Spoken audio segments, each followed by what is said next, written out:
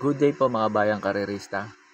August 13, 2025, Wednesday at Metro Third Club. Start time at 5 p.m.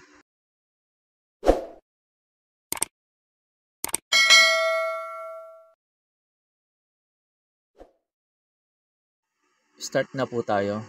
Race number 1, pampremera ko po yung numero 3, Brown Missile. Ito last run ni Brown Missile kala Warchip, medyo malakas lang kinalaban nito. Tingin ko ngayon walang ganong mabilis. Pag eto nauna at hindi napabayaan nila sa unahan, tingin ko po malaki po tsansa nito makatapos ng karera, itong numero 3, Brown Missile. Second choice ko po yung numero 2, Baba Boom. Si Baba Boom naman last run nito kala Dakota Elegance na hindi lang binigyan ng importansya to. Pansampu dumating, nagpreba ng 1.31 sa 1,400 meters. Pag ito binigyan ng importansya ng may-ari, tingin ko po ito pwedeng tumalo kay Brown Missile. Itong numero 2, si Baba Boom. Kaya po sa race number 1, pampremera ko po yung numero 3, Brown Missile. Second choice ko po yung numero 2, Baba Boom. Sa race number 2 na po tayo. Pampremera ko po yung numero 3, Kipi Taki. Ito pag nauna at hindi ka agad hinabol ni Galloping Ghost sa unahan, tingin ko po malaki po tsansa nito makatapos ng karera. Itong numero 3, Kipi Taki. Pagandaan na lang ng salida na itong dalawa na to, itong numero 3, numero 4. Second choice ko po yung numero 4, Galloping Ghost. Ito sa rin naman mauna. Tingin ko po malaki rin tsansa nito manalo itong numero 4, Galloping Ghost kasi mababa na rin sa laban to. Third choice ko po yung numero 1, Etnad. Ito baka pumabor sa kanya. Sakali maghabulan naman yung dalawa sa una nyo, Kipi Taki at Galloping Ghost. Dito papabor sa numero 1, Etnad. Kaya po sa race number 2, pampremera ko po yung numero 3, Kipi Taki. Second choice ko po yung numero 4, Galloping Ghost. Third choice ko po yung numero 1, Etnad. Sa race number 3 na po tayo. Numero 6, Bad Boy MJ. Ito para po sa akin. Sosolohin ko na po to. Ang baba sa laban nito sa grupo na to. Itong numero 6, Bad Boy MJ. Last run nito kala Bantay Sarado. Dikit lang sila halos nun. Wag lang aapurahin ni Pati to. Tingin ko po malaki po tsansa nitong manalo rito. Itong numero 6, Bad Boy MJ. Pagkatapos nga pala ng info ko dito, in-upload ko yung last run nito ni Bad Boy MJ. Kung saan siya sumigunda kay Bantay Sarado. Halos dikit lang sila nun sa mete. Para magkaroon po kayo ng idea kung susuloyin nyo po ba to o magpo-protection pa kayo kay Bad Boy MJ. Kaya po sa race number 3, itong numero 6, Bad Boy MJ, para po sa akin, susuloyin ko na po. Gates open, they're off and racing. It's a scramble in front position. Moving up now on the outside is Doña Chicha Amor, my love, racing on the outside. Darating back in 30s, Bantay Sarado. Rushing up now on the outside is Bad Boy MJ, full combat order. He's racing in 5th, the next in line now is Majestic Star Wallop. Moving up now is Work From Home together with Top of the Line, while Polite Bell is racing in behind them. And at the back stretch, a solo leader now is Amor, my love, by some 3 lengths over. Bad Boy MJ is right behind in second, and a very close now is Bantay Sarado. Then moving up now on the outside and taking the 4th spot now is Full Combat Order. Fading out is entry number 8, and that is Doña Chicha as they race the 4th turn. Amor, my love, is still out in front, and here's the challenge coming from Bad Boy MJ. Amor, my love, is still out in front. Bad Boy MJ is racing out the outside, and down a stretch they come.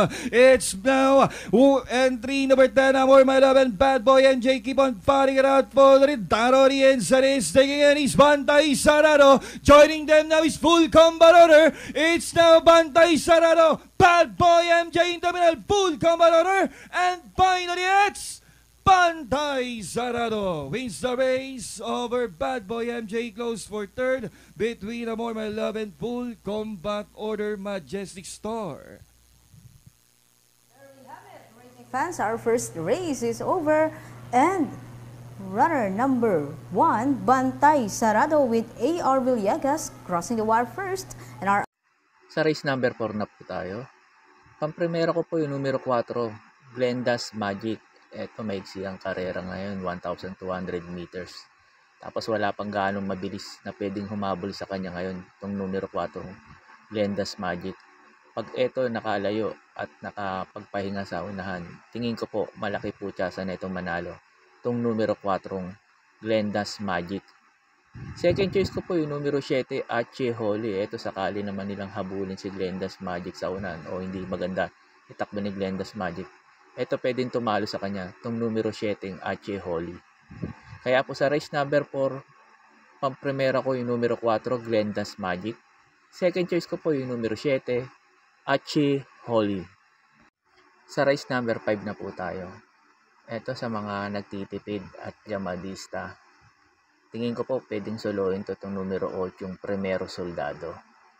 Cambio Jinete, last run nito kay JL Santiago ngayon. JD Huko na ang pato ngayon. Tingin ko mag-uumento itong kabayo na to. Tapos maganda pa position niya last to enter. Baka iuna na ni JD Huko to. Pag ito nauna, tingin ko po malaki po tsansa na itong makatapos ng karera. Itong numero 8, Primero Soldado. Pang protection ko po yung numero 1, Crown Jewel, saka yung numero 6, Adorable Felicia. Ito mga pwedeng tumalo sa kanya. Sakaling hindi maganda yung salida ni Primero Soldado. Ito mga re-remate itong numero 1, Crown Jewel at Adorable Felicia. Kaya po sa race number 5, pang primera ko po yung numero 8, Primero Soldado. Second choice ko po yung numero 1, Crown Jewel. Third choice ko po yung numero 6, Adorable Felicia. Sa race number 6 na po tayo. Pampremera ko po yung numero 7, Runaway 10. Ito, last run nito kala over assuming maganda na tinakbo nito. Hindi nga lang siya nauna doon. Pero pag ito nauna ngayon at hindi hinabol ni Cats in the Cradle sa unahan at binigay niya ang unahan kay Runaway 10. Tingin ko po, malaki po tsansa na itong manalo dito, itong numero 7, Runaway 10. Second choice ko na rin yung numero 8, Cats in the Cradle. Ito sakali maunahan niya si Runaway 10. Tingin ko po ito pwede tumalo kayo sa kanya. Numero 8, Cats in the Cradle. Third choice ko po yung numero 4, Service Deluxe. Ito sakali maghabulan yung dalawa. Dito papabor kay numero 4, Service Deluxe. Kaya po sa race number 6, pang-primera ko po yung numero 7, Runaway 10. Second choice ko po yung numero 8, Cats in the Cradle. Third choice ko po yung numero 4, Service Deluxe. Sa last race na po tayo. Bago nga po pala ako magbigay ng info ko dito sa last race, makikiusap ulit po sana ako sa inyo na sana po mag-subscribe po kayo sa YouTube channel ko. At pakitap na rin po yung notification bell para updated kayo tuwing mag-upload ako ng mga infos at videos ko. Arnel Racing Tips, maraming salamat po. Sa last race na po tayo. Pampremera ko po yung numero 1, Doña Patsy. Ito, last run nito. Malakas lang kinalaban nito. Pag ito hindi hinabol ni Anglos sa unahan, tingin ko po malaki chance na ito makatapos ng karera. Itong numero 1, Doña Patsy. Second choice ko po yung numero 6, Golden Opportunity. Ito sakali namang maghabulan si Doña Patsy Anglos sa unahan. Dito papabor sa numero 6, Golden Opportunity. Third choice ko po yung numero 5, Wing Heart. Ito pwede namang isunod itong kabayo na ito. Mababa na rin sa laban ko itong numero 5, Wing Heart dito. Kaya po sa last race, pang-primera ko po yung numero 1, Doña Patsy. Second choice ko po yung numero 6, Golden Opportunity. Third choice ko po yung numero 5, Wing Heart. Yun lang po, and good luck and happy racing po mga bayang karerista. Pagkatapos nga po pala nito yung mga pa-shoutout nyo po.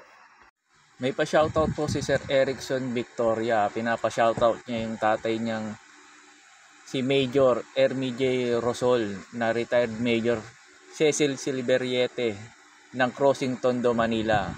Shoutout po Sir Major Ermi J. Rosol at retired Major Cecil Silveriete. Shoutout po sa inyo. May pa-shoutout po si Sir Ronnie Buwan. Pinapa-shoutout niya yung mother niya na magbe-birthday bukas, Wednesday, August 13. Happy birthday po, mother ni Ronnie Buwan, at shoutout po sa inyo and more birthdays to come. Shoutout po sa inyo, Sir Nongnong Hipolito. Shoutout po at maraming salamat po.